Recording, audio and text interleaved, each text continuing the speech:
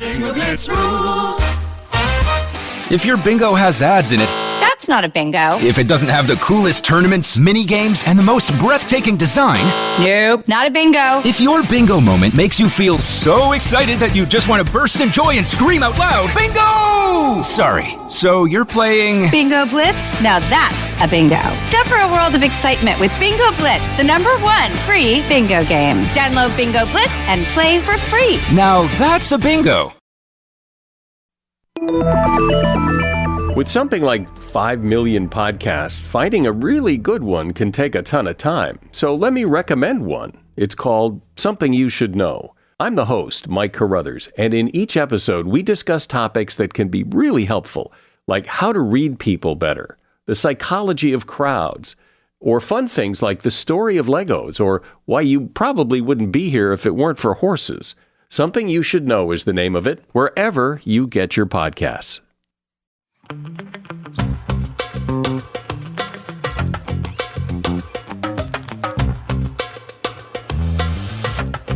I took an Adderall. You would never be able to tell. I don't know. Okay. Hi. Welcome back to Don't Blame Me. And thank you all for being so kind and understanding as we were not here Yeah. for weeks. We were here, but not like here. Yeah, I was on my couch hacking up a lung, running a fever, miserable. And now- you had to go through that. It's fine. It's apparently par for the course now, as I've had strep twice this year. But got it in May. And what month is it? October. Well, I got diagnosed in September. Okay. But you asked what month May. is it? You didn't ask what the Yeah, last but I month forgot was. it's my anniversary. I need to get my. I just keep telling him, I'm like, let's not do gifts. And he's like, no, I want to get you something. And I'm like, You're kind of like, if you listen to But Am I Wrong? The people that get the coworkers gifts. Like, here's the thing. I love a birthday gift. I love a Christmas gift. Shit, we can even do Valentine's Day. Mostly because, like, that's after I've already paid for the Christmas gift and your birthday gift. And so, like, I'm in that mindset. But, like, anniversary, that's, like, equally...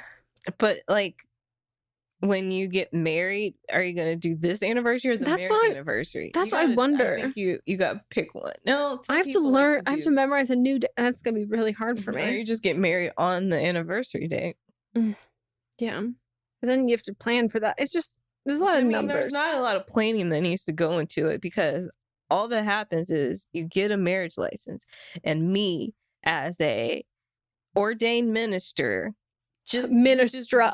we just do it real quick. You know, there really isn't that much work that needs to go into. No, it. I just meant that, like, don't you have to, like, do you file, does it get filed the same day you do the thing? Like, we have to have a witness there that signs, and then the government doesn't email you like a paper. No, it doesn't even have to be the same day. It doesn't even have to be the same month. It's just whenever you drop it off. Okay. Because most people get married on like a weekend anyway, so they're not open. Oh.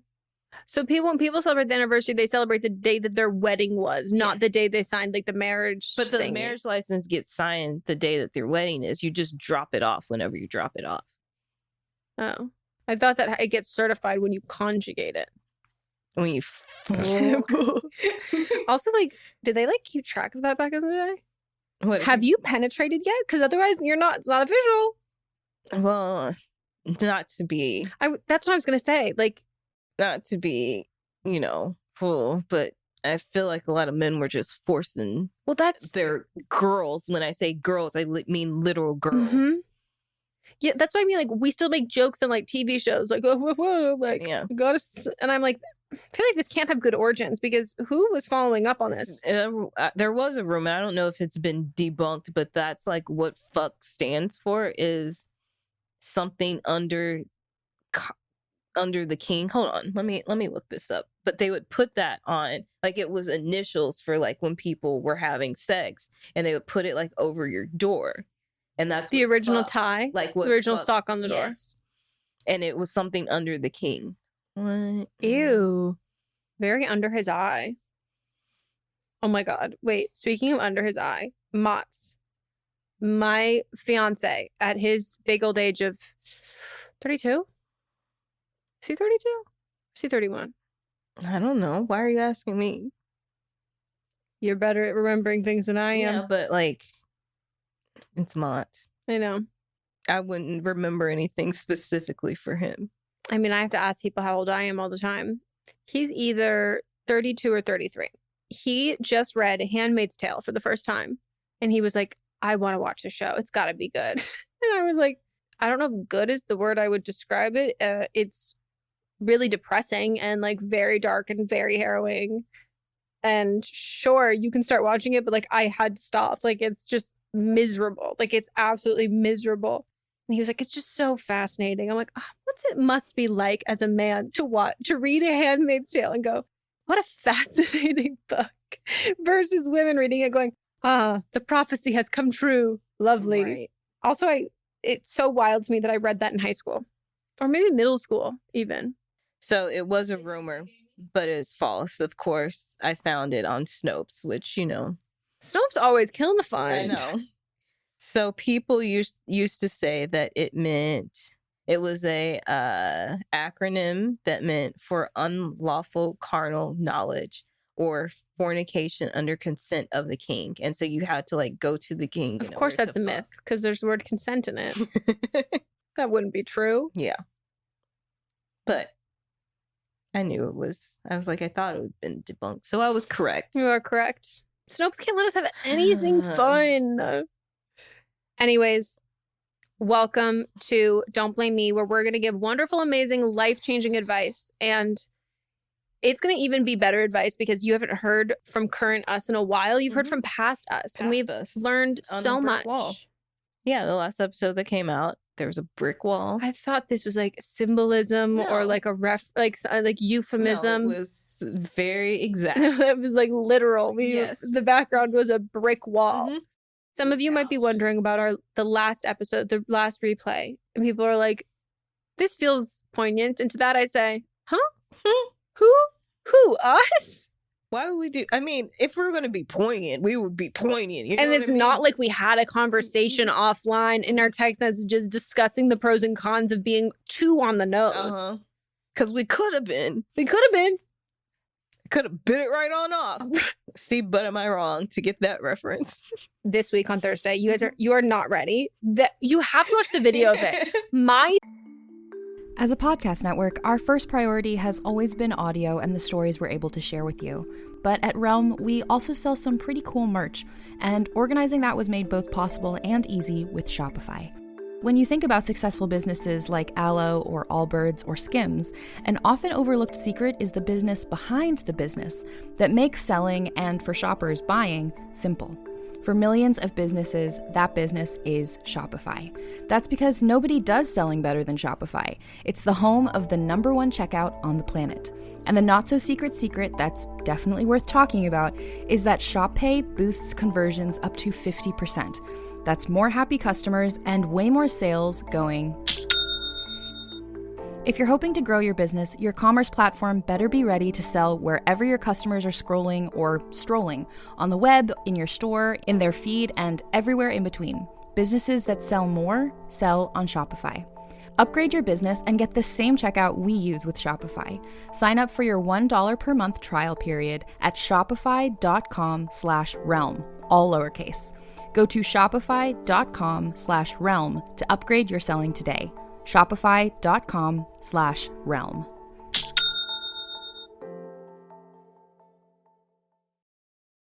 Face, like I actually had no idea where you were going. It's really good when you pick ones that I don't know, because then I don't cut you off and just start talking about what I know, which is exactly what you're saying, but you're saying it smarter and more concisely. And my brain's like, I know what you're talking about. And it's like so bad. I need to when you as a kid, I used to, why did no one medicate me sooner? But my teachers used to make me sit on my hands so I wouldn't always just I know. I need that for my mouth. I need a muzzle so I can just, not a kinky one. No. I'm sorry. As somebody who can't even scrape her, who cries scraping her tongue now. You have a small jaw. I don't Dude, think my it'd be good. jaw- You have to get a little ball gag. I don't know what the fuck is Like up with my jaw recently. like It is tennis so ball. fucked. Not a tennis ball. Sorry. A Bitch, golf you're trying to ball. break me in A half. golf ball. I'm gonna be like that like gif of the woman's mouth who completely unhinges and like someone comes out from inside of it. No, I can't even do a golf ball. Like, no, my jaw is like fucked the fuck up recently, and I don't know why. But it's been out of place for like months, and I like can't really move it Why don't you go get it put back in place? because it doesn't go back in. Like, there's nothing. Don't you get like Botox? I get and then- Botox, so it Okay. basically weakens the muscle. So then, like, when the muscle is super weak, I can't accidentally like pop it in, like overextend it or pop it in and out. But my assumption was that, like, when I was like sleeping one time or like something happened that like just adjusted it, or when my nose was congested and I was breathing my mouth open, and then the weight of my Mouth my breather. mouth being open was just like put like, you know, it's just weight, and so then it was just going to like one side. So yeah, it's like fucked, but it's Mine fine. is out 3 out of 7 times a week. I'll wake Yeah. up and then I just get it back in. But I know yours is different. Yeah, because mine doesn't have like anywhere to. Mine just go. kind of like pops, like it. Oh yeah, I no. just open it and then it back. Mine's just like it's just loose, and then sometimes it's like, okay, is it loose to this side or is it like loose to this side? It's fine. No blowjobs for me right now. Okay. Poor Mott's. You can't have fine. that spit bucket next to the bed anymore. No, he's also when you like have the congestion and you're like, if someone tried to tell extra loopy. no, if someone tried to tell me like you should still like, I'm sorry, I will actually suffocate because I can't breathe. So no dicks will be such. No. Anyways, we're going to give wonderful, amazing advice. And if you're wondering, how do I get some of this for myself? Well, you can call us, but it's not going to be on this episode. It'll be on the next one or the one after that. So give us a call, leave us a voicemail at 310-694-0976. International listeners, you can send us an audio message at meghanpodcast@gmail.com. You have to keep it under 3 minutes. If you're doing a voice memo, you've got like the same cutoff if you call, but it's just after the beep and then you'll get cut off. It's not like an internal voicemail. Is that the word? I don't know what the word that you're looking for is. But like, so I record my voicemail message and then you leave me a voicemail. Why is that the same word? What do you mean you record? So like, I'm like, hi, this is Megan. Yeah, it's a greeting. It's not a message. Oh, it's a voicemail greeting or just Yeah, a greeting? Because it's a greeting. Because like when you go to record your voicemail, it says, do you want to record a new greeting?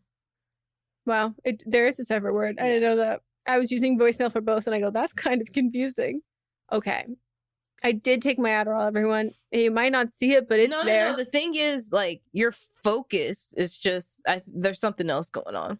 Yeah, I'm pretty tired. Yeah, I can see it in your eyes. I know. I can feel it. I saw it when it happened. And I'm sorry. It's okay. This is why I'm going to start packing my bag before. Because I just can't be like physically tired getting in the car to drive here. Because like when I'm like filling up my water bottle, like just walking gets me exhausted. Like putting on makeup gets me tired. I think I need a stool so I can sit and do everything. Oh, not the same kind of stool that I would need to be able to look over things. No. The issue with ADHD and long COVID is like I can't sit still. I like forget things, and then I want to walk around and grab something, and then I'm like, oh shit, let me grab this. Oh shit, let me grab this. And then I'm just tired. I don't know how to take one trip. I can't work smarter, not harder. I work hard and It stupid. makes your heart work. Your yeah, my heart muscle is like in your lungs. stop. Anyways, Do you have a brassiere? no.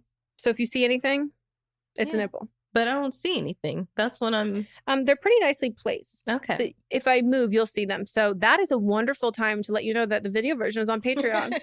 I'm wearing a sheer white blouse. So the guy who keeps sending me messages every single day in my DMs telling me that you're jacking off to my photos and asking for photos of my feet, give me money and you can have a photo of my feet. But until then, I mean, subscribe to our OnlyFans Patreon. has come knocking 3 times now, so I'm here for your we're cum here. tributes. Stop trying to leave me out of this. Okay, well, he's in my... No, I'm talking about OnlyFans because it's addressed to both of us, Meghan and Melisa. Do you want to hear a horrific joke I made last night to mods? Is it like horrific to get you canceled or No. horrific? Horrific. Okay, great. I'm just coming out here just like homophobic. Like, no.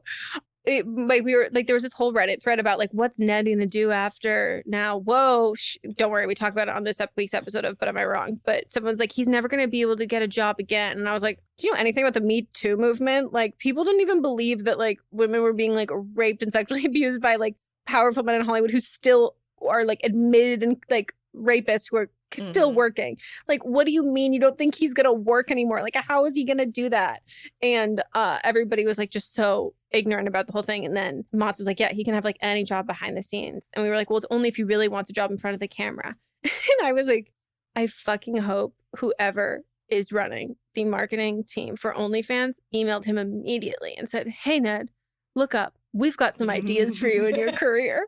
And like pitched OnlyFans. Because like they always fucking do that. Yeah, that's true. They send like cold emails, like completely not regarding like current events, but like they're kind of like the pretty little thing of like, you know, destruction and like cancellations and shit. And like they will like timely message people related to like dramatic things. So you want to know what Dylan from OnlyFans said to us? Yeah, what did he say? He said, hi there. Hey, Dylan. Your content caught my eye. Yeah, it did. I want to see if you've ever thought of exploring OnlyFans as a way to get paid for the content you create. You could monetize your premium Meghan and Melisa podcast episodes, life advice, promotional content, guest interview, fan chats, behind the scenes, and any other I'm not going to lie to you. This is may already be created. Maybe the one that I'm like, you actually maybe did your homework versus half these other people. Yeah. So anyways, what you need to do in your voicemail / your voice memo. Voice memo, time it out. So sundial, hourglass, phone, stopwatch. Keep it under 3 minutes and time it out before you start recording it. So write down everything you want to say. It's all anonymous. Let us know your pronouns if you want, but please let us know your ages if it's about relationships, friendships, siblings, anyone else who is in the story that you're telling. Well, I guess it's a story if it's true. Make sure you also include their ages. Again, if it's about relationships, how long you've been dating. We want all relevant details. The more details we have, the better advice we can give you. So if you leave out something important, we are going to have to like infer for ourselves and like go to those conclusions. So write it the fuck down, then read it, and then record either your voicemail or the voice memo. If you listen to other episodes, you can have a great example of like definitely what calls to do and what not to do. You have to be 18 or over, have your parents' permission. And we give the advice that we would like to see in the world. You might be wondering how we're qualified. Oh, yeah. What we lack in credentials, we make up for in opinions. And if you are sensitive, let us know. And if you are not sensitive, you can also let us know. And I really don't need to know your astrological sign. But if you are sensitive and don't let us know, and then we give advice that you think hurts your feelings, but like everybody else agrees, including the people in our Facebook group, and then you go and make 2 fake Apple profiles so you can leave bad reviews, just know that we will find you. Yeah, and you need to have less identifying details because I'm assuming someone has stolen your credit card information. I think that your information might be on the dark web. Not that I put it, I'm saying that like for someone trying to be sneaky, it was sloppy. Yeah. Very sloppy. Very sloppy. I just have a question. For me or them? No, for them. Oh, okay. Do y'all go to our website? And if I forgot we had is no, from the majority, we're not paying to re-up our subscription. That is a really good call. I forgot I made that. Yep. Every couple of years I like have like a creative burst. Or every couple of days. It's so out of date because it hasn't been updated in a while. No. But like I didn't know we had it. Shall we get into the episode? Yeah. Hi, Meghan and Melisa. I'm calling about a tricky situation regarding a long-term relationship. I'm 24, she, her, and my partner is 31, he, him. We've been together for 6 years and lived together for 4.5 years. The issue is that I'm struggling and feel like I'm going crazy. Some days I feel like I can see a future for us, like a marriage and kids type thing. And on some days it's like a flip switches in my head and I feel like I should be alone, maybe exploring my bisexuality and finding what I actually enjoy and like in life, because I really don't know adulthood without him. Don't get me wrong, I love him, he treats me well, and our day-to-day life works pretty well, but this problem is eating me on the inside. This whole issue struck me about a year ago when I realized that if a hypothetical proposal was coming, I wouldn't be able to accept 100%, which caused a lot of sadness and anxiety, even though years ago I would have been very happy to accept. After that realization, I've tried to figure out which things are causing the feeling. Basically, I feel like I'm growing apart from him, and I'm starting to understand what I value in life, like anti-racism, ethics, animal rights, and the LGBTQ plus community. So I fear I've become too different, since I was literally a teenager when we started dating. This has caused a lot of anxiety, second guessing, and thinking if we are compatible for a long-term commitment. This has also manifested itself as me not wanting as much sex as before, and me saying no often frustrates my partner a lot. We have discussed the issue, and he listened, but wasn't able to understand what I feel, that I feel a psychological disconnect. He seems to be focusing on the symptom, lack of sex, rather than the actual problem. In the end, he said that he wants to be with me, and if my confusion means that I want to break up, then it's my responsibility to do it. And I agree. Lately, the discussions have died down since we always end up arguing, so we have just kind of brushed it under the rug and live our life as if the discussion never existed. And I try not to say no every time he wants to have sex with me, because he doesn't want an open relationship. We both know that this issue has to be discussed again sometime, but I'm finding it hard because I really don't know what I want to do. Is this just because this is my first relationship? And will these feelings go away, and how? I would really like some peace of mind about this, because I recognize that being on the fence about our future is unfair towards my partner. Please help me and be as harsh as you need to be. Thanks. You need to break up with him a year ago. It sounds like y'all have very different core beliefs and values, and then sexually, yeah. I mean, it's one way to phrase it when you say that, like, you've grown up and you've realized, like, things that are really important to you, like anti-racism, LGBTQ issues, and then you said we're just really different now. So the inferring between that is, like, what does he value? Like, those things that you've described, like, I don't know. I kind of think that, like, they are very, and I'm not trying to, like, do this to, like, discredit you at all. I think those are kind of, like, baseline things that, like, your brain is fully developing. You are, like, learning more about the world around you and other people's lives, and how your instance is not, like, in your lived experiences and everybody else's experience, and, like, with social media and just, like, consuming media now that you're in your 20s and not just for school. The way that you're describing it, that, like, these are, like, the things that you, like, have changed and valued about yourself. Like, if he hasn't done that, like, that to me is just like, oh, you've gotten educated and grown up. Like, that's not like a who you are. That's just.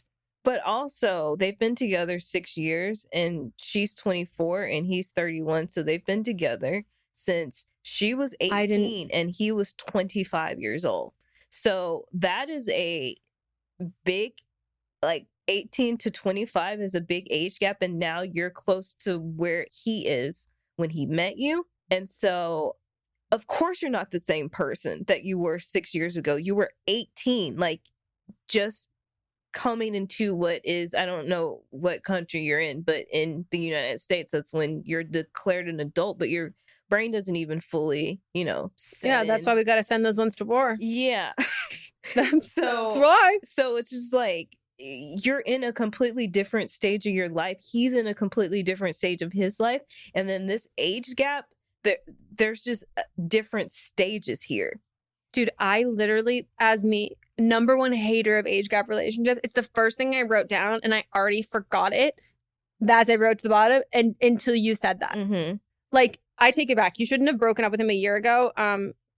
He should have never pursued you as a 25-year-old when you were 18 years old. Yeah. This is now that you're saying this is a different level of, like, you aging and maturing. This has a different meaning, because, like, before, what I was just saying, like, that you were both around the same age, and I'm like, okay, so you spent this time, like, your brain's growing and developing, like, of course, and that you've grown apart now and you're different, which I'm like, okay, cool. His fundamental values, like, he doesn't have any, like, cool, they suck. No, he is now looking at you saying you are too different from when I picked you out as an 18-year-old. Right. That's really gross. That's, like, a different level of not, like, oh, you don't have values. It's like, oh, you were, this This is like far more problematic, Mm-hmm.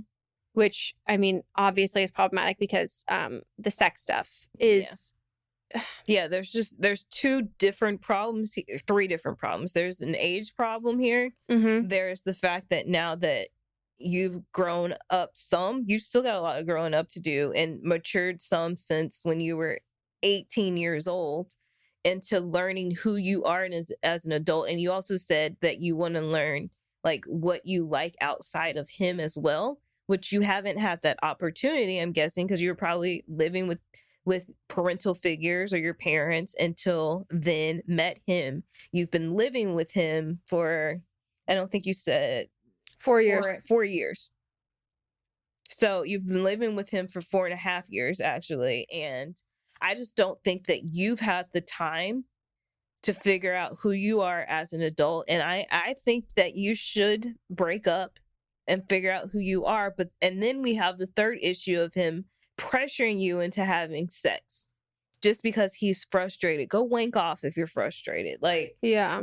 I think we think of like pressuring in like sexual coercion in relationships. I don't think people talk about it like enough. And pressuring doesn't mean that he's saying like, I'm going to be really like, you have to do this, or you feeling like he's physically imposing or anything. Like it can literally be like he pouts, like he sulks, he's quiet, he's like, no, I'm not mad, but like he just makes disappointed. Yeah, he makes you feel guilty. He like makes you like feel like you have to say no versus like gauging your interest in this. And then when you say no, he takes that as a personal insult or a jab or something that like you need to make up for it later on. So like this isn't that you're just not compatible. This is like, this was really gross that he sought you out as an 18-year-old. And I like want to be, I'm coming across really harsh when I'm saying this, and I don't want to, because you've been together for 6 years, and that's like a really hard thing to say to someone who's like actively still in this relationship. But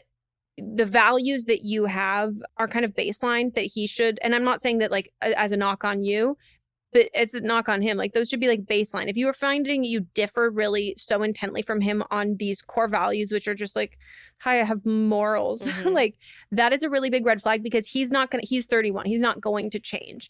And I think he's probably feeling really like frustrated because he thought if he dated someone so young, that you would kind of mold to who he is. Right. And you haven't. Like you are really your own person, so much so that you want to explore the world as this person, like as who you are. And I agree with Melissa. Like, I think you should. I think you should break up. I don't think you should get engaged. I don't think like any of that. But this is not like, you asked like if this is how relationships are, is this going to go away? Is this just because it's the first relationship? You're staying because it's the first relationship. This isn't going to go away. And this is not how all relationships are.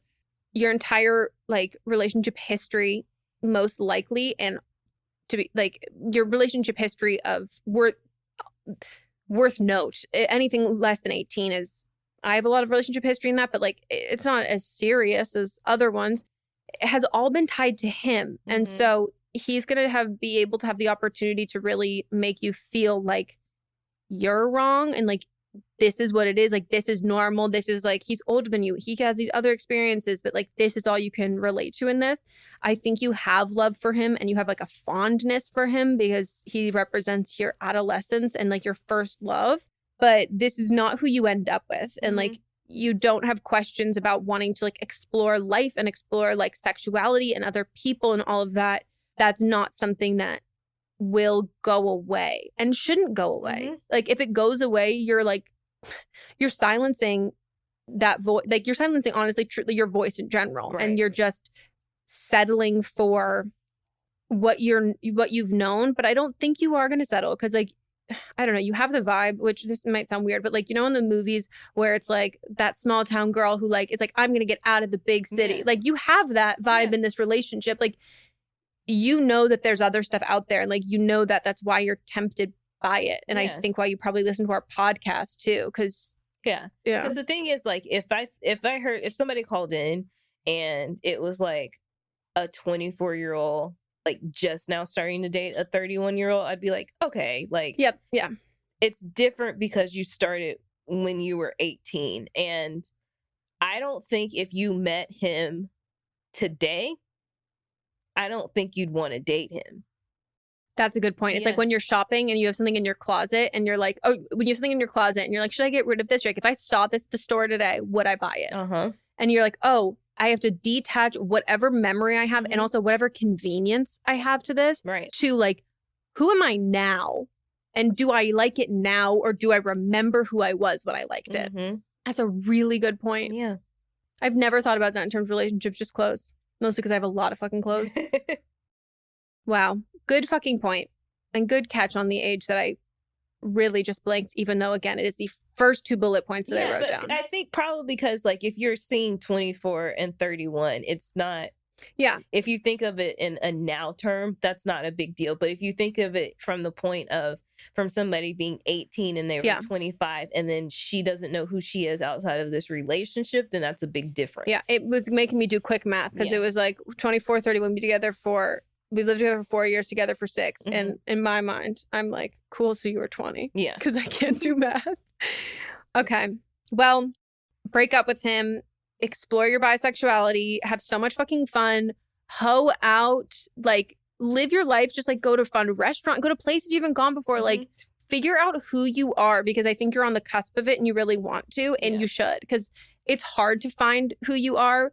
And that's something, a journey that a lot of people have to, like, go on and like seek it out because they don't even know where, but like it feels like you're at the precipice of that and like don't let him be the one who tells you who you are and like holds you back from that. Yeah.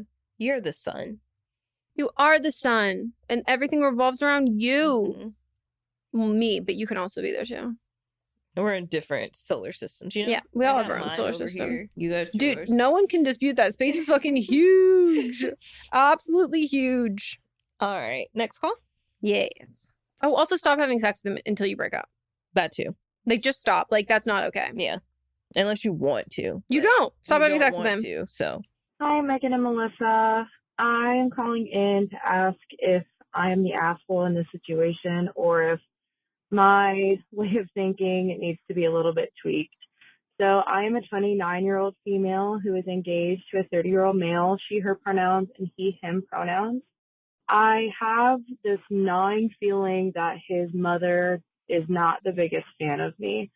So throughout our relationship, we've been together for almost 3 years, engaged for about a year and a half. And his mother, whenever it's just the two of us around each other, she can be very standoffish at times and has occasionally said things that can be a little rude, for lack of a better word, when my fiance is not around.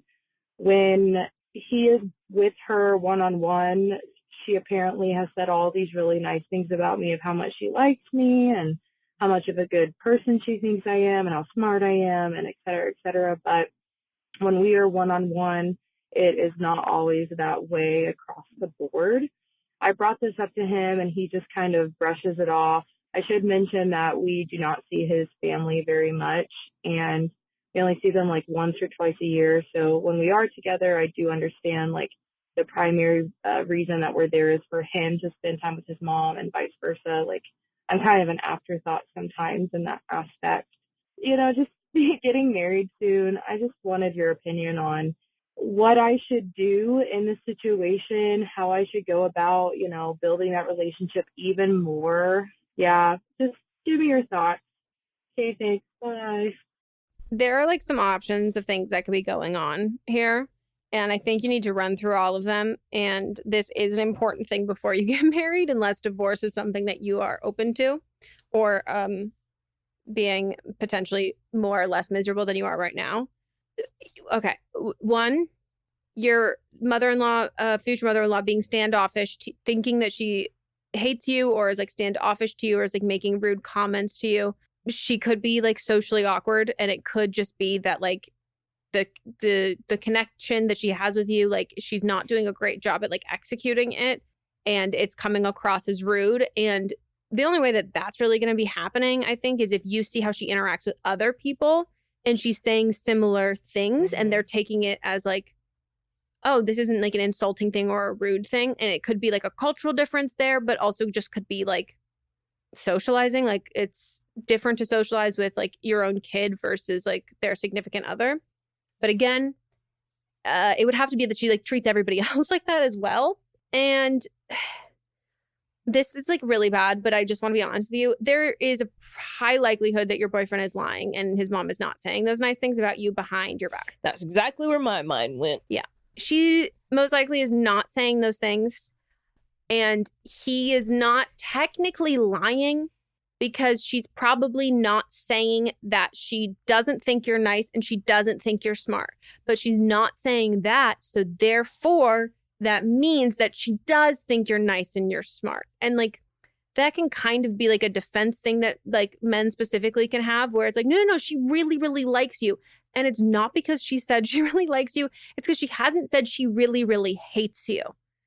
And I think that's more likely what's going on here. And him wanting to brush this off, like that is, yes, it's a red flag in the sense that like, he's not really taking into consideration how you feel, regardless, even if he thought like it was a total accident on his mom's end, then he should want to remedy that and be like, oh no, I don't want you to feel like that. Like, I don't want there to be any weirdness. I want you to feel comfortable and happy around and like really get along. Or if that's not possible, I want to figure out like, does my mom dislike you? And is she saying things about you? Like, is she talking to you? And like, is she being rude? Like, I want to confront her about that because when he just brushes it off, I mean, what I would say to that, I would be like, so do you think I'm lying when I say that she's being rude? Like, do you think I'm not being honest? Like, because I'm telling you this, like, I don't want your mom to be rude to me. Like, I don't want any of this. But when you just brush it off, that makes me feel like you aren't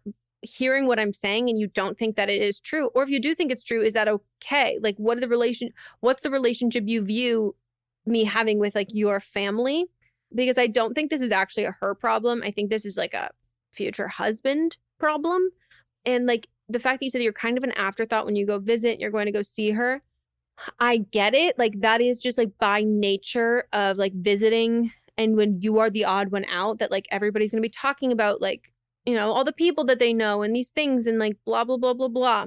And it's hard. And I've definitely like been there. I mean, I've spent every Christmas with Matz's family for, I don't even remember how many years. But when you're earlier on in a relationship, similar to how you are, when you're trying to like, well, how do I fit in? How do I impress them or whatever? What I came to the conclusion to and like realized that I was going to be a lot happier not trying to fit in. And also like not to be like a conceited asshole, but I'm just like, what, why? No, if I'm going to be a new person in this family, like we're all going to adjust. Like we should all adjust to every new person. And like in general, I think we should all adjust to every new person that we meet and person that's in our life. Like this isn't like a role you're being cast in. Mm-hmm. Like it's not my job to like seamlessly fit into this and just like do what your traditions are and do like everything like that. Like, you know, we can all learn about each other's things and like what other people want. And like life is going to change and like families are going to evolve. And I'm not going to fit into somewhere because like there's not really a hole for you. Like there's not really a space for you. And that's not like a good or a bad thing, but that's because like a family is complete as it is. And then like you bring in people who like you marry or you're in relationships with who like make you happy, and it will always change the dynamic and it will change it for the better. Like this is new people with new life experiences. The second that you stop trying to like be what you think other people like want you to be, like, or how you want to be in that role, when you realize like that role doesn't exist. Like that is not a thing. Like I'm trying to be somebody that like these people haven't come up with the idea of like what this perfect person is, because you just need to be like you and enjoy like spending time there and like calling the shots of things that you want to do and things you don't want to do. But it's going to be a lot harder if this is a mother-in-law problem. If she is just like a two-faced bitch, you're going to be much more miserable if you're trying to get her to like you versus just not giving a shit if she likes you. But I think the bigger thing is that I don't think your fiance either believes you when you say that like she's being rude to you, or he doesn't care. And it seems like he's picking his mom. Or he knows that she's saying mean things behind her back as well, and he's trying to cover up for his mom. But I think that the person at fault in all of this is the fiance, because he should be the one that should be facilitating this relationship. And if you're telling him that you don't feel comfortable and that she's not treating you the way that she should, then he should be going to her and saying like, this is how she's feeling. You're not making her feel welcome. You're rude to her. Can you please, like, first I would ask, like, what's your problem with her? Yeah. Do you have an issue with her? What's wrong with her? She's done nothing but be nice to you. Like, she's been respectful. I'm guessing. I don't know. You might be an asshole. I don't know. Who is the bitch first? Right. Who is the bigger bitch first? Right. But, like, he needs to respect you and she needs to respect you as well. So, like, if he wants you to be in this, like, in this family, have a relationship with everyone, and the mom doesn't feel like you're encroaching on her territory, because that's how some mothers feel, then I think that he needs to be the one that's facilitating this. Yeah, if she doesn't respect you, it's because he has made that okay, and he doesn't respect you. Mm-hmm. But yeah, like when people make comments like, "Oh, you should never have to like choose between your significant other and your family," that is like, I think, fundamentally incorrect, because when you have a significant other, like, that person becomes your family, right? Like, and also in an emergency, it's going to be your, in this case of like I mean, it's like, I'll specifically say in my case, in like a cis heterosexual relationship, husband and wife. Yeah. Like, then it becomes your extended family, sure, still your aunts and uncles, but like, when you marry someone, they become your next of kin. That becomes your number one. Mm-hmm. And that's not like, that's legally, medically, and just also like emotionally should also be that. So like, it's a really, setting up boundaries with family is something that is inevitably going to happen, and you are going to be a team. And if you are going to be legally recognized as his next of kin, you actually need to be that. And it needs to be like, no, I need to know that we're on the same side and the same team, because like, why the hell am I going to get like legally tied to you and financially tied to you if you are going to actually be in a relationship with your mother? Mm-hmm. And I'm like the afterthought here. Right. So like, this is something you need to get figured out before the wedding.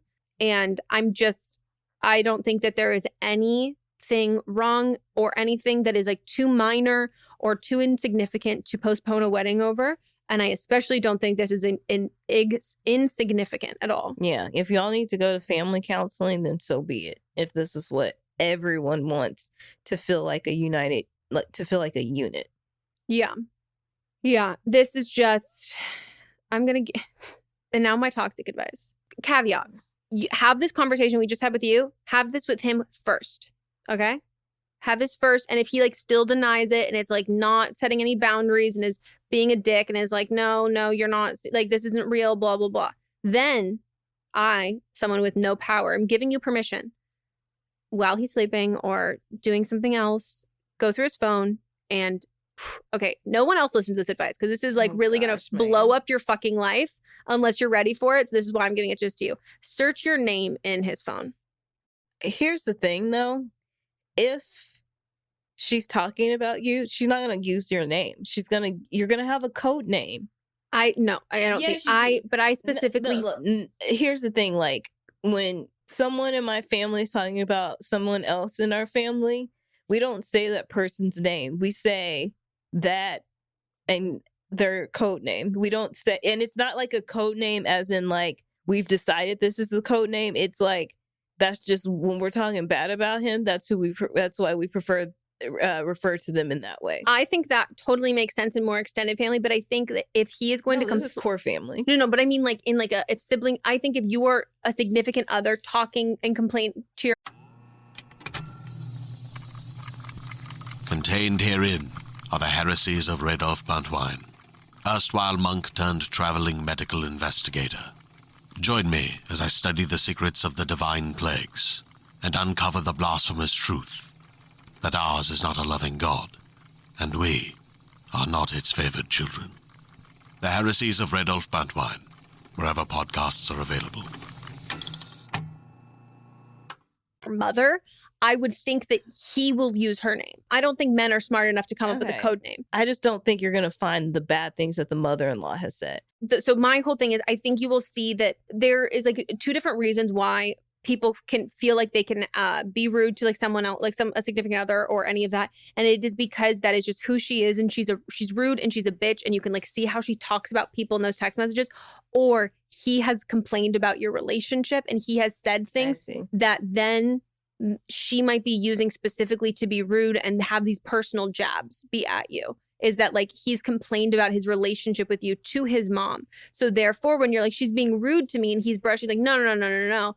He's maybe thinking like, well, I told her that like you did this or whatever. And like, she wasn't being rude. She was like sticking up for me or something like that. So I think like, you know, see if they talk about you. And maybe if you have a nickname, maybe from there you can see if there's any code names, like, or even just see like how those conversations are going. But I don't think that you should ignore your gut. Because if your gut when someone doesn't like you or someone's rude to you, especially someone you want to like you, that to me isn't anxiety. And I really don't want him to like make you think that this is all in your head and like you're just being anxious. Because no one would want to believe this. And also like you're trying to like fix this and you're not being anxious about your behavior or you doing something like, you know, it's not like then you like lay awake at night. You're like, oh my God, that one thing that I did. It's like, what did I do to make this person dislike me? Like what her actions, it has nothing to do with your actions. But yeah, also, I would also like evaluate what his relationship is like with her. And has he been to therapy? Because I don't know, a man who is 30, who like blindly defends his mom and like can't set up any boundaries, like that to me is actually like a massive fucking red flag. Yeah. Okay. Time for a break. Good luck. Woo! Yeah, good luck. Time for a break.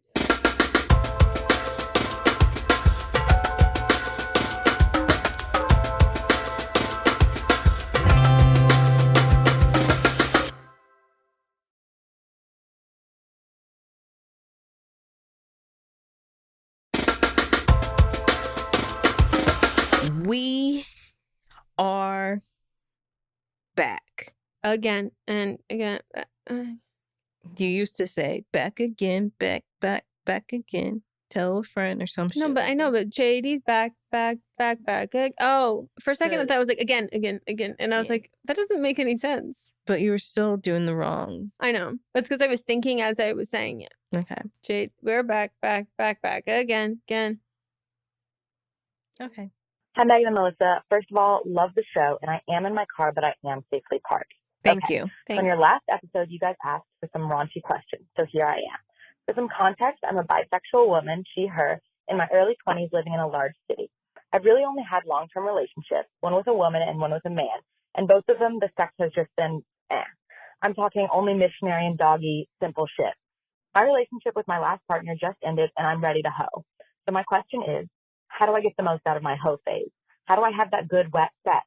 What are the things that I need to try and the things I need to stay away from? Where do I meet these potential fuck buddies? I'm wanting to experience everything I can before I start seriously dating again. And I want the one-night stands. I want the quickies in a bar. I want the hey mamas. I want the really bad stories that I come home and I tell my friends about and we laugh about for weeks. Meghan, do I need to experience the smart water bottle dick? Melissa, do I need to book my flight to Italy? Also, just a disclaimer, right now I'm working on my healing so that later I can work on my hoeing. I don't plan on going wild while the pandemic is still going wild, but hoping to use this advice to map out that plan. I love you guys so much, and hopefully you guys answer this because I'm ready to listen, execute, and call back with an update. Bye. First of all, love the energy. Second, we can tell that you've been listening for a while because you referenced things from a long time ago and recently. Dude, I love forgot the energy. I was like, who told you about smart water bottle? I'm like, me at some point. That's so funny. Yeah. Thank you for being well-versed, making this concise. Also, you know, we asked for some raunchy questions. So this is something that hasn't been bestowed in a couple months, probably. You get a diamond. Phenomenal. I just feel really seen and maybe a little too seen in that call. I was like, maybe I reveal a little too much on this podcast. Didn't you put smart water bottle in your book? I think so. But sometimes I forget that other people read it. And I was like, whoa, my innermost thoughts. Talked about no, I definitely have. I'm loving this for you. Also, the healing to I'm doing my healing now so I can hoe later. Uh-huh. Can you should write a book, honestly. Yeah. Like we need, after watching a certain book that a lot of people reference all the time that involve ingest, meditate, and adoration is the book and movie starring Julia Roberts. Sandra Bullock. Yeah, Sandra Bullock. Yeah. Starring Sandra Bullock. If you get it, you get it. If you don't, get it. Yeah, girls get it. Girls that don't, you. Yeah. How are you here? I think you should write the newer, younger, cooler version of that because you have a way with words, and I think that and following instructions. So I think you can do it. I think you can too. If this was a movie, I would tell you to like make a zine, like document your like this is your. If Carrie Bradshaw was, you're like the less annoying Carrie Bradshaw, like your sexcapade, like that's like fun. First of all, I would, if you don't journal already, I would definitely like start a journal. I wish I could be one of those people. I'm obsessed with this. So you're in your early 20s. Yeah, it's a different time from when I was in my early 20s because now you have dick at the with a swipe. Yeah. Dick and vagina. Yeah. Dick and pussy at a swipe. Did they said they were bi, right? Yeah. Okay. Yeah. You got dick and pussy at a swipe. Your fingertips. And then your fingertips arrive. Perfect.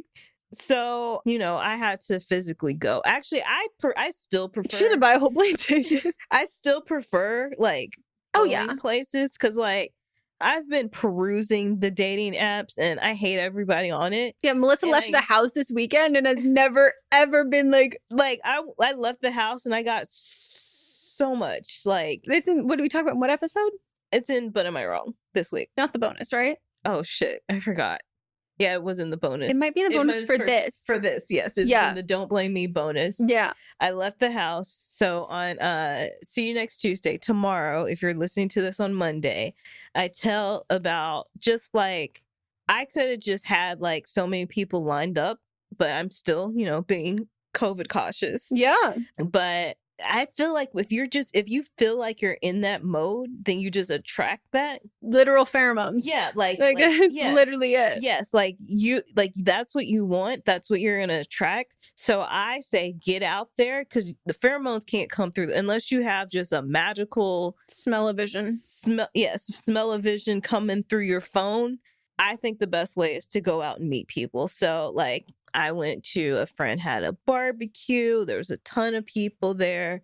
Then I went to a comedy show. People were stopping me on the street.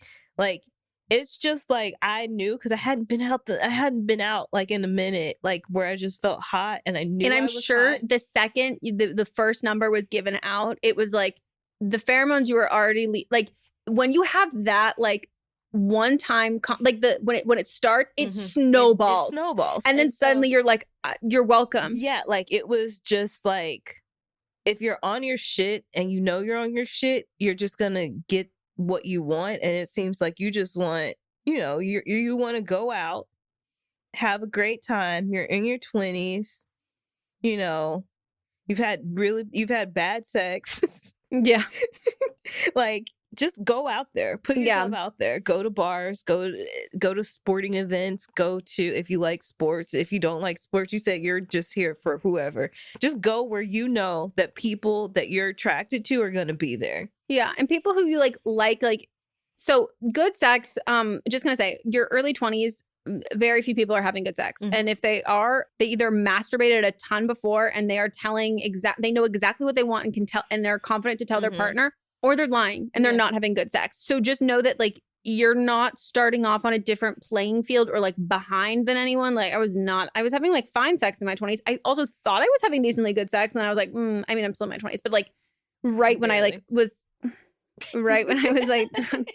just know that you're on the same field as everybody else, and knowing what you want, even if all you know is that you want to have good sex and you want to hoe around and have fun.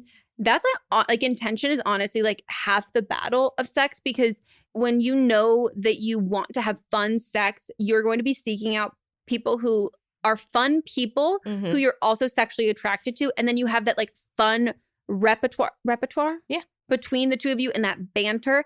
And then that becomes a sexual attraction. So I agree in in-person kind of things. Or if you're going to be swiping on an app, I think it's people you have mutual friends with and like someone you know or whatever. But I think like the key to having great sex is like early on, especially when you're figuring out what you like, is also liking the people that you're having, like getting along with the people that you're having sex with, like platonically, romantically. Like, it doesn't have to be like, you know, we like really get along romantically, but do we have banter? Like, are we like, think of like books. Is it enemies to lovers? Like, how are we talking with each other? Because like a conversation is like foreplay, like a good conversation when you're flirting in a fucking bar and like you're just like really into it and you're just like, oh my God, we're vibing so much. Like that is really like 75% of it.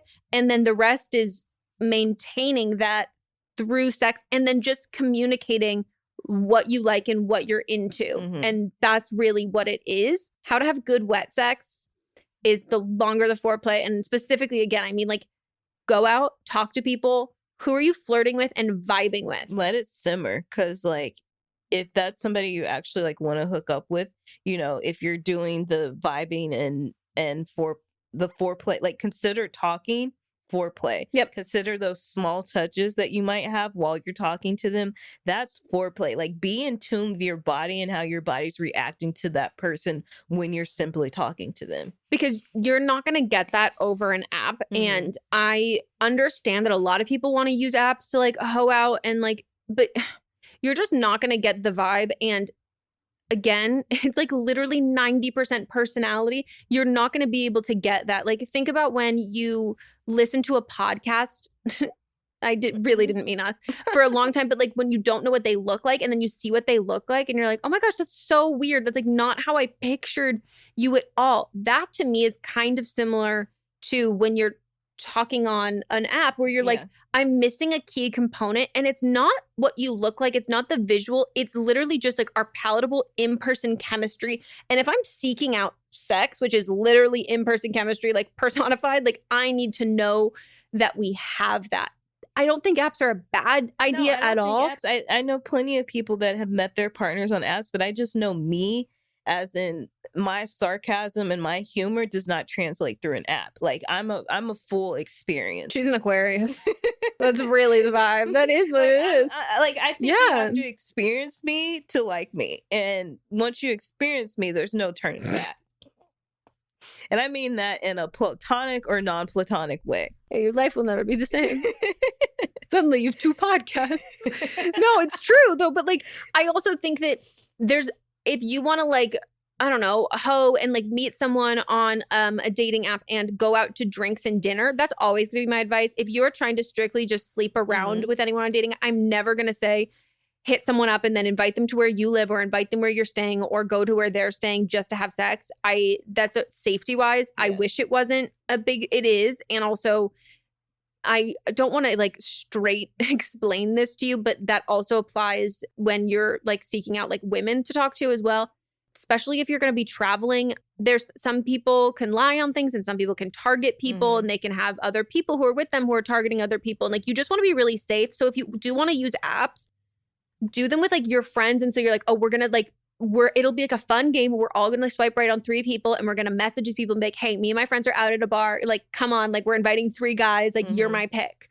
And like, make it like that. Like literally the way to do this is you want to live your life like a movie. So literally write your life like a movie. Yeah. Like just do shit that you would do. Just do movie shit. Just do movie shit. And that's how it works. Like, or be the fun friend side character, you know? Like that is always, and thankfully that person is now finally starting to get their own movie. And you're like, this is who I wanted to see all along. Exactly. But yeah, so stay away from situations where you're putting yourself in danger and you're also setting yourself up for potentially bad sex. So I think like the more that you learn what you like and like you're really interested in maybe like a specific, like you want to kind of vet more specifically, or you're traveling and you have a smaller pool and you have a harder time meeting people in this area, then sure, I think venture onto dating apps.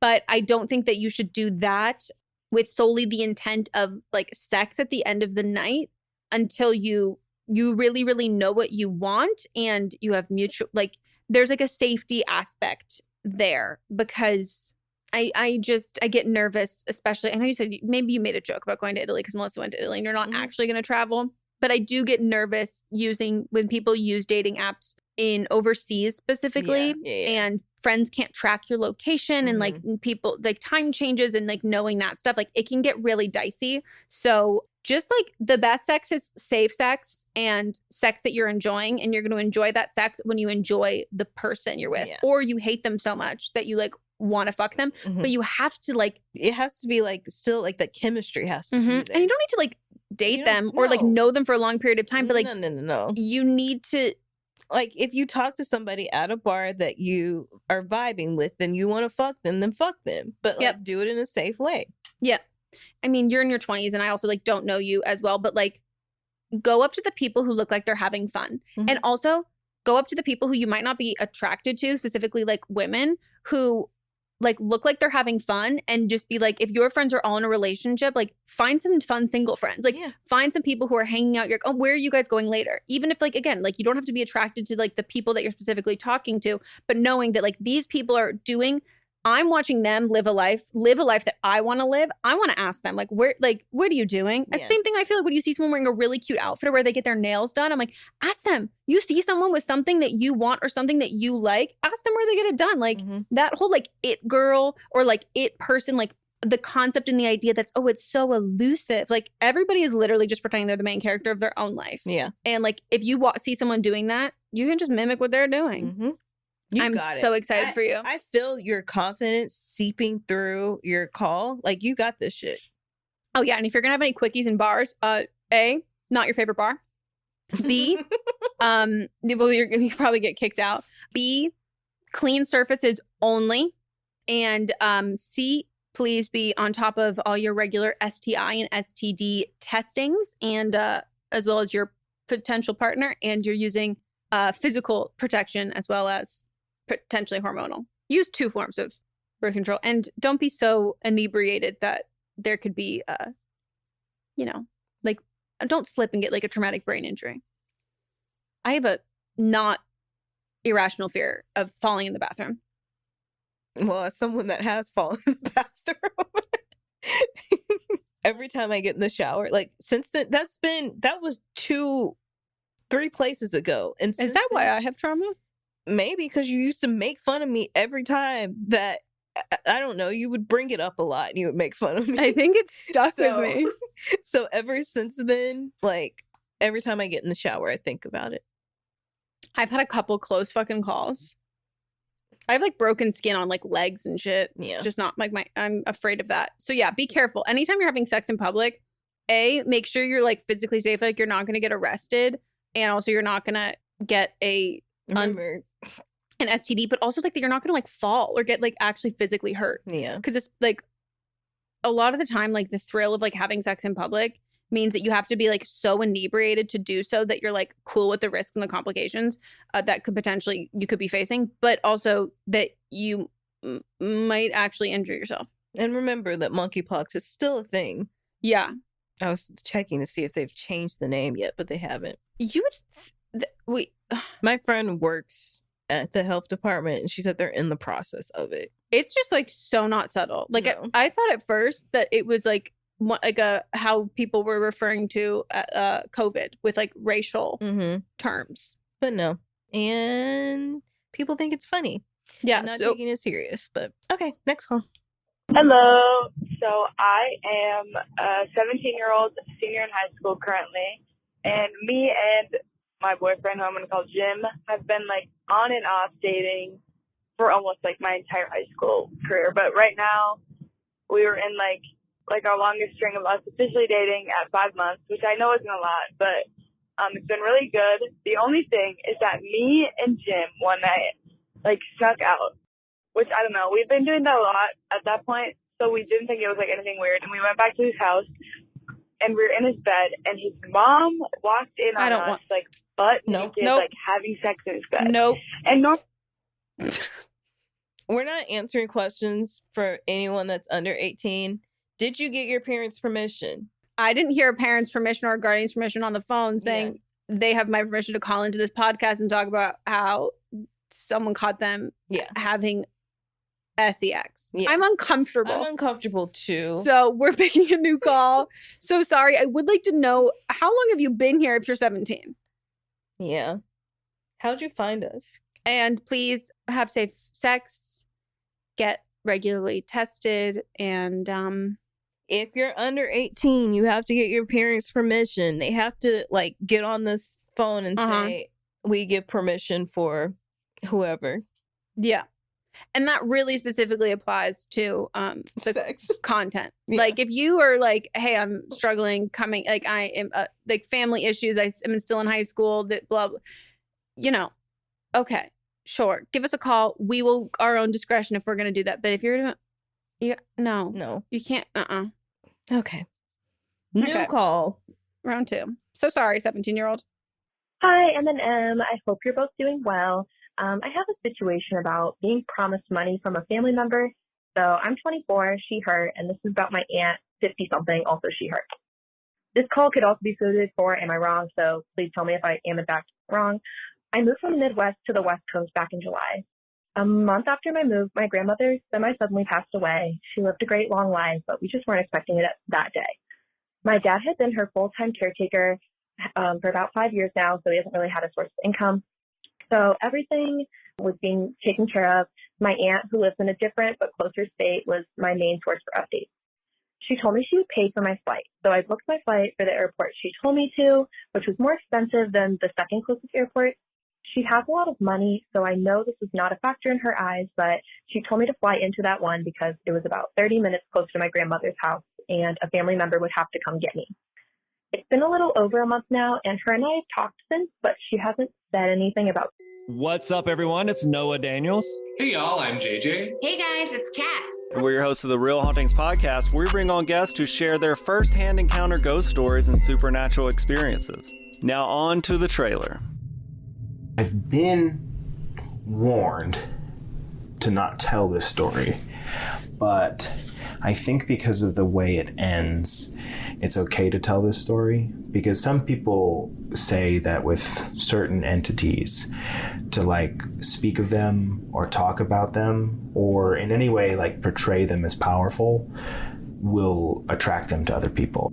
The creepiest thing about it to me is a lot of times it would wait for me to notice it. Like it would just lay its arm out like this, and then I'd be like, where is it? Where is it? And then I'd see it, and then it would just slither back. For more information on the Real Hauntings, Real Ghost Stories podcast, make sure you check out real.fm to learn more about our podcast and many other amazing podcasts. Paying me back for the flight. I feel guilty for being concerned about this but I don't make a lot of money, and the flight was almost as much as my rent. And I had the opportunity to basically get the flight for free on the day of my trip because it was overbooked, but I didn't take it because I didn't want to inconvenience my family who's picking me up, and at the time I thought she was paying. I feel awful asking about the money, and I'm sure she's dealing with the death of her mother, so I'm not sure what would be appropriate to do.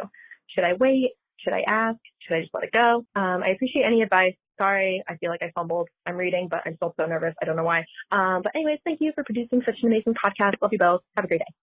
Oh my God, you did wonderful. Thank you. Yeah. Compliments are really the way to our hearts. Yeah, you did great. I don't know. I have a very direct relationship with my family, so if I want something, I just ask for it. Yeah. So I would just say, hey, auntie, whoever this was, can you reimburse me for the money? Like, I would just be straightforward. I don't think, for me, this wouldn't be something that is a problem. Yeah. I think I understand. I think that like I think if you're like a little bit hesitant about this, it is either potentially because maybe you're not super, super close, or you've never been in this position where you're like asking for money and like it's supposed to be reimbursed. So it just feels a little clunky.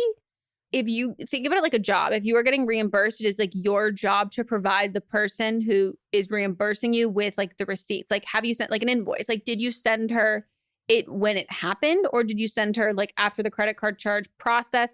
I think if you already sent it to her, I would just play dumb and just be like, oh my gosh, I realized I totally forgot to send this to you. Even if you did, because it makes it like, oh, there's no way I'm not thinking that you forgot to pay me. I'm thinking I forgot, like my bad, oopsie.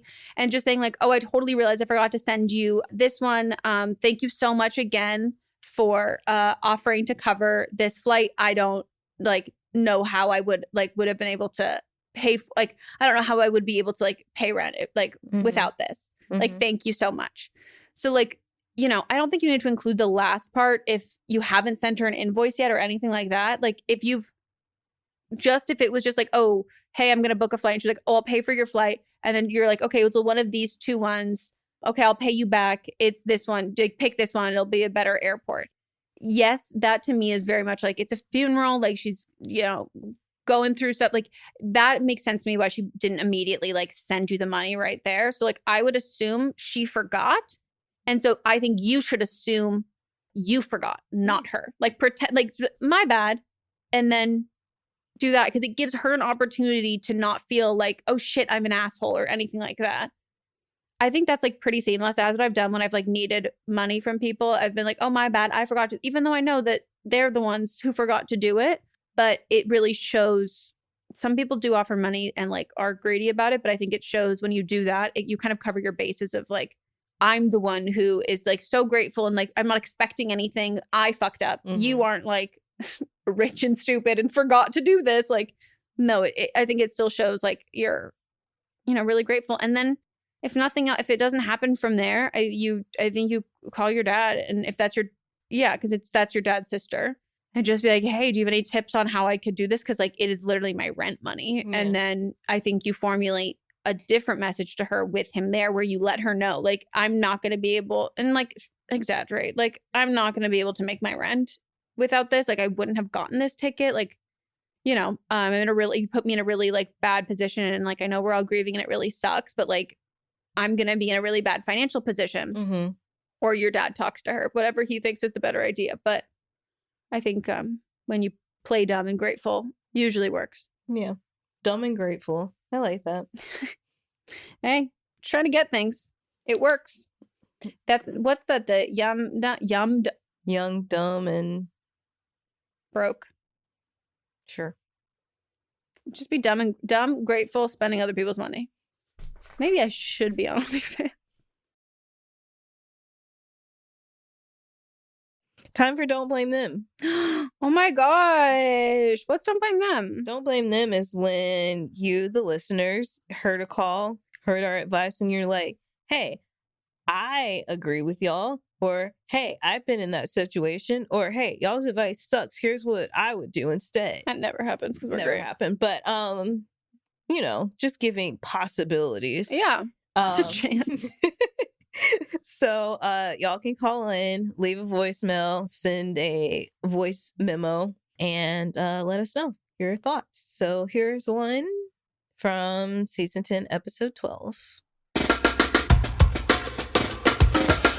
Hey, this is an answer to your most recent episode for the girl whose boyfriend was becoming famous on TikTok and who was abusive. And she's wondering if she should reach out to the new girlfriend. This recently happened to me as a new girlfriend. It was a bit different, but basically this guy was like known to be a narcissist and like super manipulative. And apparently everyone knew, like in the next town over from mine, except for me. We ended up dating for a little bit. We fell in love. I got pregnant, had a miscarriage, and he ghosted me because he thought it was a bit much. And even though we weren't planning on keeping the baby, it was super traumatic. And then his ex actually reached out to me and she was like, hey, he was like on Tinder talking to other girls while you were having this miscarriage. And basically like, that's his pattern. That's what he always does. I've been thinking of reaching out to you for a while and I was like too shy, but now I've kind of like heard a little bit what happened. So here it is. Here are the screenshots. There was like so much proof. He was trying to sleep with another girl when I couldn't have sex because I was miscarrying and all of that. And I wish she would have told me earlier because I would have ran. Yeah. So girl, I don't know if you're listening to this, and honestly, like, good job for getting out. I'm so proud of you, but you need to tell her. She's probably not going to believe you, but when she gets that little hint that something is wrong, she'll remember you. Reach out to her. Please do. Aww. First of all, I'm not going to repeat what I said while the call was on twice, right? I can't say that. Okay. Well, just know. If you can read lips. If you can read lips, you know what I'm saying. I hate him. I wish nothing but awful things for him. Mm-hmm. I wish the most awful thing for him. Anyways, first of all, thank you so much for calling and sharing. We talk about this specifically in hypotheticals of like they like the other, like the current girlfriend or the current partner might not believe you, but like it does plant that seed in their brain. And we have so many calls like the other one with like, oh, should I tell someone I saw someone's like boyfriend, I got a dating, like all of these different like circumstances. And we, again, always speak from the hypothetical, like current girlfriend. So to actually put a voice to that person who is like, I wish someone told me sooner, because we can all talk about if I was in that situation, that's what I would want. But like you were legitimately in that situation and someone reached out to you and it was great that she reached out to you and you're like, I would have liked it earlier, even if I didn't believe her immediately. And I think that's what we fear in those situations, that we're not going to be believed. And like, but that's not where it ends, like specifically. Like that's just the start of it. You plant the seed and it comes up in your brain when those things. And I'm so sorry you went through this. He is legitimately so fucking awful and horrible. I mean, I'm really glad that you wanted to, like, that someone reached out to you and told you that. I'm also really fucking sorry that you had to essentially get re-traumatized all over again with like that information. But I don't want to make it sound, if you being happy that they told you, I hope that you're able now to like see him for like the villain he truly is. Yeah, I agree. He's horrible. Awful. Pure trash. Pure, dirty, nasty, scum between my toes. Throw him in the trash. Mm-hmm. Get in a landfill. Smash it. Throw it in the ocean. Drown. Just know, I just was saying the last part. But in a past tense. Like, it'd be nice if that had already happened. Yeah. Good God. Horrible. Not that, you know what this is? I mean, not that I'm in this situation as someone who's like in a relationship, but I hope that this is like that like push that everyone needs who's on the edge about this. Edging. No, but like who, I you know what I mean? Where it's like, I don't know if it's going to be worth it. Mm-hmm. I think we create this, like, I think men made propaganda of this hypothetical person like this hypothetical woman who doesn't want to know. Yeah. You know what I mean? Like, now that I think about it, everybody, like, we always talk about in hypotheticals and like, who is she? I've never met her. And they're like, maybe Bahati didn't want to know. Maybe. Do you know her? Maybe. Yeah, but I don't know her. I don't know. I don't know. Anyways, that is it for our episode. We hope you all enjoyed. Thanks for listening or watching. You can see the video on Patreon. Again, my nipples are there. If you want to My nipples are here. They're just underneath. Yeah, so use your imagination. I thought you were just showing your hand to pretend that that's what your nipple. Covering. I'm telling your mom now that she's unblocked from our Instagram. My mom would be like, oh, sounds like Melissa. Did you see her TikTok? So we hope you all enjoyed. Please give us a call for upcoming episodes. If you have Don't Blame Thems, if you have updates, you've been on a previous episode, we would love to schedule you. But yeah, give us some new calls so we can give you some wonderful, amazing, life-changing advice. And we also ask that you go leave a review on the podcast app. We appreciate it so much because we like when people say nice things about us. And then while you're doing your good deed of the day or the week, however often you probably only listen to this once a week. We're listening to our other shows for the rest of the week. Head on over to our Instagram and go comment your nipple is out on the Patreon. Yeah. Maybe try to illustrate it. No, but I think if you like make people think that there's like a nip slip that people then like subscribe. Great. So like come up with your own creative way to like get people to let us subscribe to know. the Patreon. You don't have to make it sexual. It can just be like, oh my gosh. Can't believe that. Yeah. So you want to hear a review? Yeah, I think so. Well, I left a review because I just wanted to see what my name was on here. I knew there was a catch. No, but to there's it. more. Oh, okay. There's more. Okay. Somebody. What's your review? Are you not going to tell me? I'm going to guess which one's yours. It just says, I mean, you could see it. The username is Melly216, which is my birthday. I don't know how to change it. Were you ever referred to as Melly? No, I don't know why that's it. I don't know how to change it. I wanted to see what it was. I was going to say, I could leave a podcast review and I could not tell you right now what name would pop up. Mm-hmm. So like now I'm kind of curious. Yeah. Okay. This one is from Z. Cute. Mm-hmm. It's a bug's life. And they say, I need more. 5 stars. My only complaint is that the episode goes by too fast and I have to wait until Thursday to hear from these wonderful people again. Upside down frowny face emoticon, old school. Is that the... When you do the colon and then the... Mm-hmm.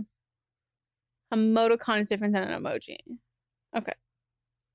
Because emoticons, you have to type that shit out. I thought an emoji was short for... I thought it was emoticon, nickname, emoji. I just feel like it changed. Once we Melissa Melly. I feel like once we got the actual... it was like a new thing. People called them emojis, but before they would call them emoticons. But like you type an emoticon and it can turn into emoji. That's what I'm... Yeah. What? We need a big emoji. Mm-hmm. Hey, they made a whole emoji movie. Wait. It was big emoji. Big emoji. I'm scared. But thank you, Z. Oh, it's ZZ, not ZC. No. I realized that after I said it that I... Well, I listen. I hear everything wrong. I didn't zzz enough with it. Oh, okay. Zzz. Zzz. Zzz. Big emoji. It's a vibrating phone. Mm-hmm. And you're reading it from your phone. Mm-hmm. And we're recording the video on a phone. So meta. Yeah. Wow. Right. We've got a few more. I'll read them another day. Amazing. But don't let that discourage you from leaving other reviews. Yes, please. Go do it. And thank you. I absolutely adore aggressive love when people tell me they just can't get enough of me, because that's how I know you definitely haven't gotten enough of me, because I am annoying and there is a limit in which you can process and handle, and apparently I haven't hit it yet. Yeah. Also, you do get more of us now because we're doing bonuses. Yep. So you don't have to wait. You can listen tomorrow on See You Next Tuesday. Which sounds confusing. It is tomorrow. Mm-hmm. It's just called See You Next Tuesday. Yeah, and it'll be on the next Tuesday after that too. Mm-hmm. And then Wednesday, sorry, we're dry there, Well, hump day, I'm assuming you're getting it somewhere else. Yeah, we get it somewhere else. Self-pleasure day. It's it's our Lord's Day for us. Who's the Lord? Who knows? I was like, my lumps, my lovely, I don't want for you to be my Lord, but sure. And then we've got Thursday, but am I wrong? Look, next week it's going to be in the same feed. Great. Oh, yeah. Friday, you got Fisting Friday. Friday, you're getting fisted. Mm-hmm. Put it on your calendar, put it on your schedule, sync up to your iCal, let everybody know in your contacts, hey, I'm getting fisted on Friday. Fisted on Friday.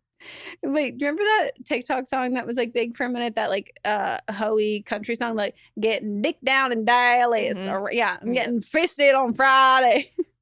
We should request him to do another one. He could make the theme music for Fisting Friday. Good, because I don't want to use any like Foley sounds. Wow, I'm gonna roll.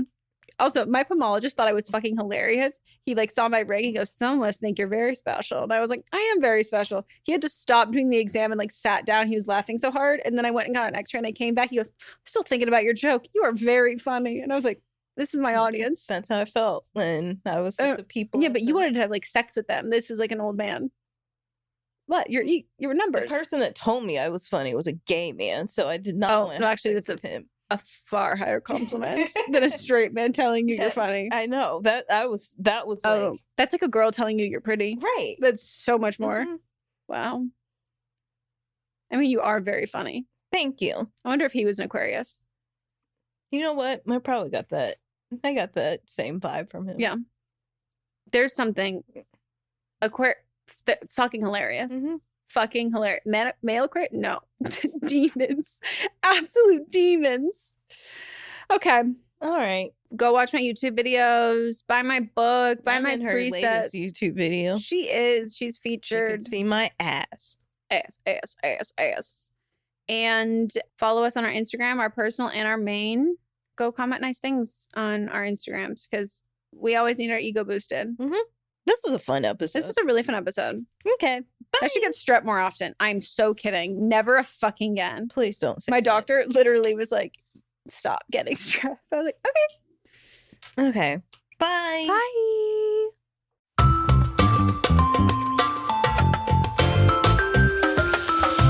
Don't Blame Me is a production by me. Executive produced by Melissa DeMonts and Diamond Imprint Productions. Edited by Coco Lawrence. Post-production sound by Chris Henry. Production assistance by Melanie D. Watson. Music by Ryan Hunter and Giacomo Picasso. Do you love Disney? Do you love top 10 lists? Then you are going to love our hit podcast, Disney Countdown. I'm Megan, the Magical Millennial. And I'm the Dapper Danielle. On every episode of our fun and family-friendly show, we count down our top 10 lists of all things Disney. The parks, the movies, the music, the food, the lore. There is nothing we don't cover on our show. We are famous for rabbit holes, Disney-themed games, and fun facts you didn't know you needed. I had Danielle and Megan record some answers to seemingly meaningless questions. I asked Danielle what insect song is typically higher pitched in hotter temperatures and lower pitched in cooler temperatures. You got this. No, I didn't. Don't believe that. About a wish coming true? Well, I didn't either. Of course, I'm just a cicada. I'm crying. I'm so sorry, Jiminy. You win that one. So if you're looking for a healthy dose of Disney magic, check out Disney Countdown wherever you get your podcasts. Hi, this is Rob Benedict. And I am Richard Spate. We were both on a little show you might know called Supernatural. It had a pretty good run, 15 seasons, 327 episodes. And though we have seen, of course, every episode many times, we figured, hey, now that we're wrapped, let's watch it all again. And we can't do that alone. So we're inviting the cast and crew that made the show along for the ride. We've got writers, producers, composers, directors, and we'll of course have some actors on as well, including some certain guys that played some certain pretty iconic brothers. It was kind of a little bit of a left field choice in the best way possible. The note from Kripke was, he's great, we love him, but we're looking for like a really intelligent Duchovny type. With 15 seasons to explore, it's going to be the road trip of several lifetimes. So please join us and subscribe to Supernatural then and now.